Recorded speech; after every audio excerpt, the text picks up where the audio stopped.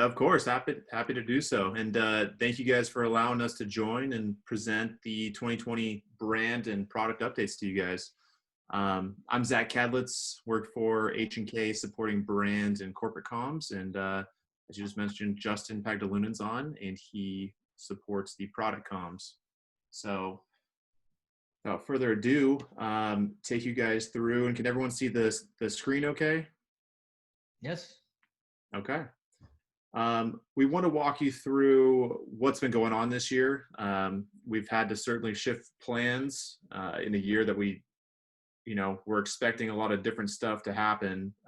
As many of you probably know, it's our 100th anniversary. So there were some big plans that we were going to roll out and had to really face some big challenges and change those. So I want to walk you guys through what we've done on the brand side, corporate side, and then Justin can bring you through the latest product updates for the year.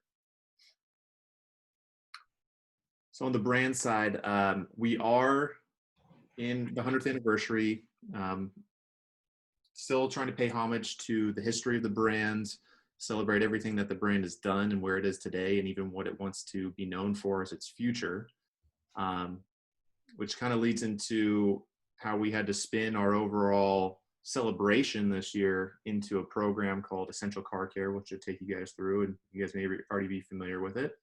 Then want to give you just a high level on business and dealer update health, how sales have been going, where we're at with our retail evolution or redesigned dealerships, and then just quick overview of a brand partnership that we have right now with National Geographic that's set to culminate just here in a couple weeks. So 100th anniversary, as many of you probably know, we were founded in 1920 as the Toyo Cork Kogo company. We actually started as a cork manufacturer, did not start out making automobiles. The first functioning vehicle, if you will, that we started to make was a 3-wheel Mazda Go, and it was made as kind of a people mover and also just a utility vehicle to haul equipment around Japan. Super popular at the time.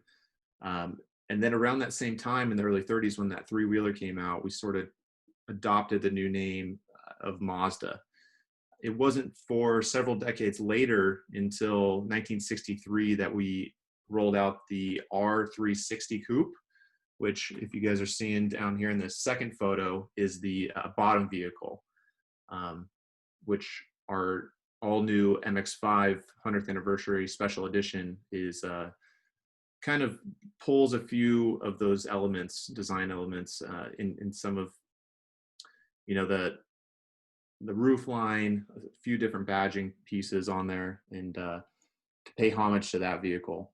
But ultimately, kind of what we wanted to share too is, along with this being the 100th anniversary, it's also the 75th anniversary of the atomic bomb dropping on Hiroshima, which has been a very defining moment for the brand. And that's pulled through, and actually it's become kind of part of Mazda's DNA now, if you will. Mazda was in a way spared because the way, I don't know if everyone's familiar, but Hiroshima is very hilly, and the blast zone missed large portions of Mazda's office and manufacturing operation because a hill blocked it. And because of that, Mazda being the biggest corporation in the city, it had the resources to house a lot of people, including functioning as kind of the pseudo government office building for some time as the city rebuilt. And that brought about Mazda's kind of resolute challenger spirit, always fighting to persevere. It's something that is woven into the DNA, as we mentioned, but it's pulls through in everything that we do today. And it also made Mazda very tied to its community, and Mazda is very focused on community support as a whole, even today. This was super important, which became part, it's kind of how we rolled out our Essential Car Care program. We were going to have a major celebration this year to, recognize all the accomplishments of the brand and all the people behind it, but it just wasn't the appropriate year for that. And it wasn't what's people in the community needed. It was more important to focus on the dealer body, to focus on those out there that are really, really helping others in need, healthcare workers. So we devised a program that gave healthcare workers free oil changes and sanitations, enhanced car cleanings of their vehicles free of charge, regardless of the make and model. Had huge benefits for the brand. We saw big time boost in dealer morale. They were I think we got a lot of comments back that dealers felt really good about having this altruistic ability to go out there and help people that are on the front lines. I think they were feeling a little bit down because sales were down, right out of the gates when the shutdown happened. But dealers were walking in every day with a purpose to help healthcare workers. And it benefited more than 50,000 people. And nearly 90% of our dealer body participated in this. So it had a huge effect from April through June when this first ran. This is a program that kind of the same theme vein is something that we'll be doing here in a couple months too. So can't reveal too much, but this sort of community support type of work is something that Mazda is definitely going to be continuing. And it's something that you'll see roll out here in kind of the August, November, December timeframe.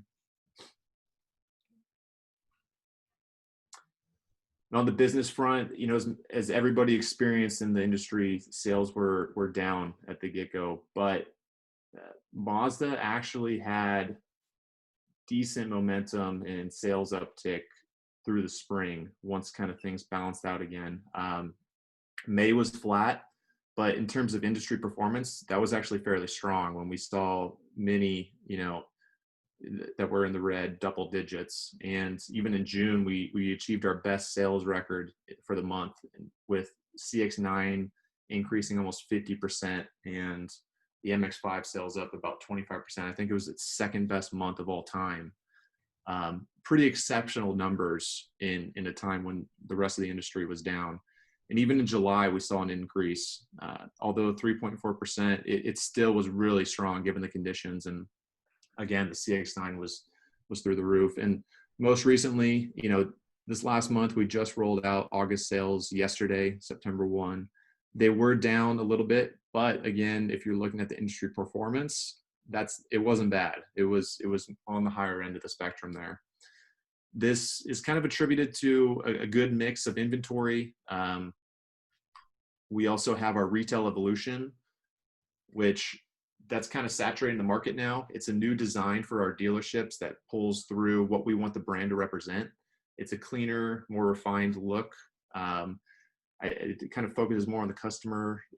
The customer feels central to everything in the transaction. It's a totally different experience when you go into a Mazda dealership today.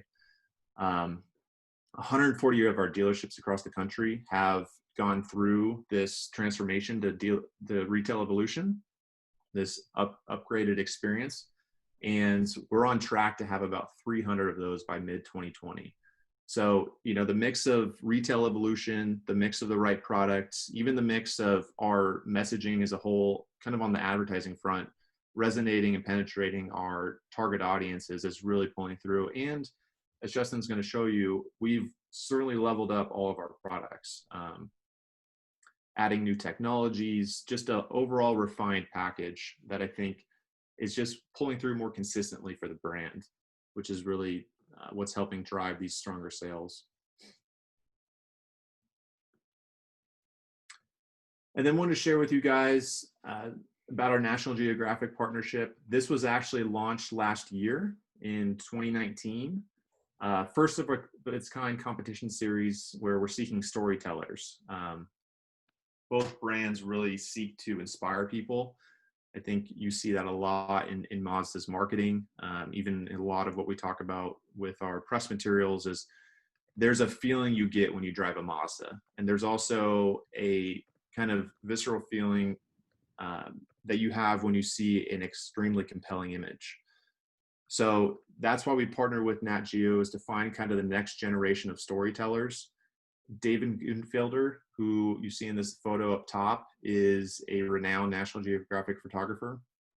he led the charge as a mentor, but also challenged a field of photographers, which was then whittled down to 3 finalists, to go out there and capture content of Takumi artisans. Takumi artisans are basically masters in art form or design who've dedicated their whole entire life to a specific design process.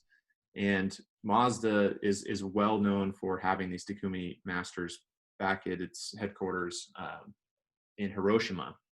So the 3 finalists were challenged to capture a story of a different Takumi artisan, and they were then judged. So we have a whole special video that we pulled through that's going to be airing, and we're going to announce the actual winner of this competition on September 17th. So be on the lookout for that announcement and more on the video capturing the overall experience and the challenge that these finalists faced to pull through that story. So those are the latest 2020 brands corporate updates that we have. I'm going to turn it over to Justin here to walk you guys through product updates for Mazda. Yeah, thanks, Zach. So not only do we have some exciting brand news as Zach went over, but to build on that, we actually have some great products. So I'm going to go over a lot of the 2021 vehicles that we've just recently been announcing throughout the month of August, basically. The one that kicked it off really was the Mazda 3. So I know a lot of you have driven it, and you really like the design, really liked how how it drove and all that stuff. So our big announcement this year was saying that we're going to be adding a turbo engine to it, which is obviously going to be very exciting. Definitely for the enthusiast crowd, or even the motorsports crowd that Ricardo was mentioning earlier. So I'm going to touch a little bit on that, but as I know, turbo is probably going to be the one that's the most interesting to all of you. But it's not just turbo. So we're actually introducing the 2021 Mazda 3 with 3 different engines. So it's going to have the Skyactiv 2.0 in the lower trim models. It's going to have the 2.5 that you are all familiar with. And then we're adding the 2.5 turbo. So basically, not just the Mazda 3 turbo, but just all Mazda 3 as a whole hatchback sedan. It's basically providing almost like a different kind of Mazda for all of our audiences. So you can reach a larger fan base. It's really finding the right Mazda 3 for you, and that's what we're providing. With the turbo, we're even taking that up to another level, while having the premium plus package. So here's kind of the quick hits of the turbo. Refined performance is really what we're going with, because as you all know, turbo, it's an exciting engine. It's a powerful powertrain. It really gets up and go.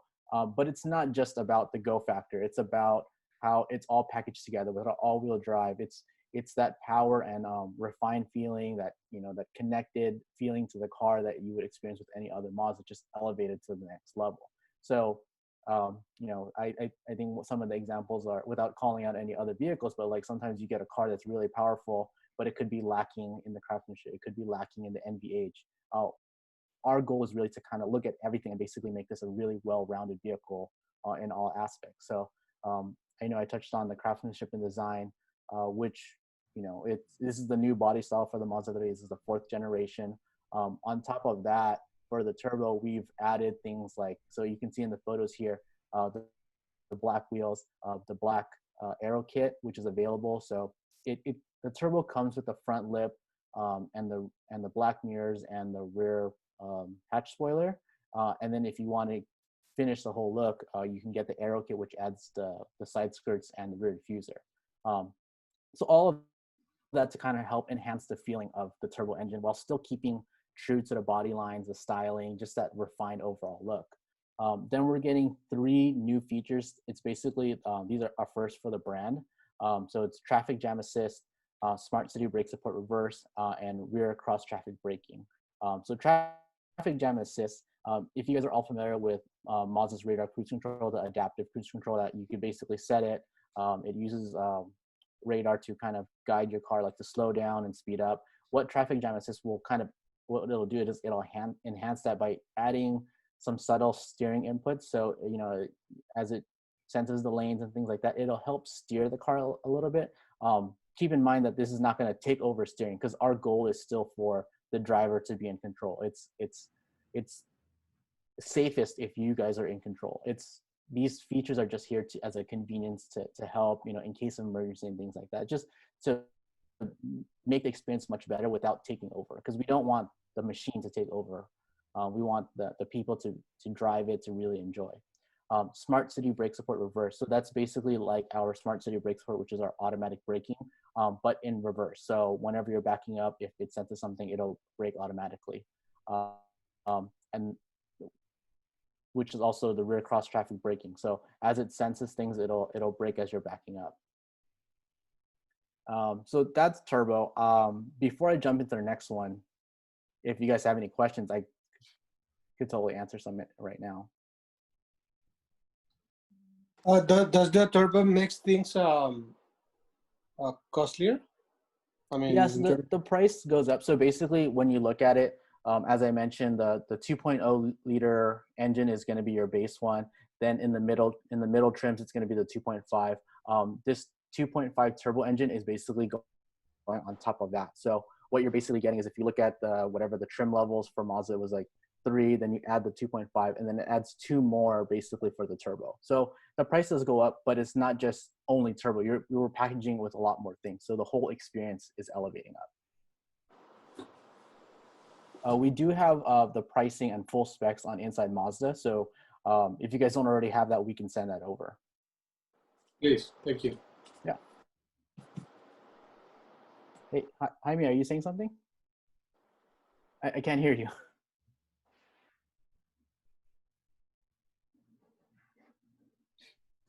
Can you hear me? Now I can hear you. Okay, sorry.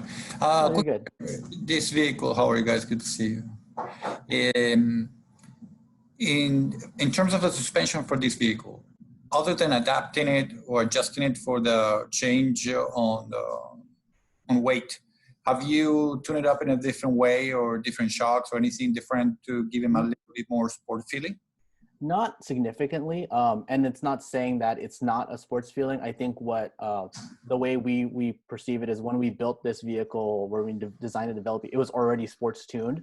So it's kind of like if we sports tune it from the base at the beginning, then it's already an exciting driving experience. So following that, we only need to subtly tweak it for the weight, as you mentioned, and all that stuff to handle the powertrain. But in comparison, like, I mean, I guess if you look at it just on a high level, if you look at the suspension of a turbo versus a non-turbo, it's the same suspension. I will imagine that with 320 pounds-foot of torque and an all-wheel drive, that can be a handful. That's a lot of power for that size car. Definitely.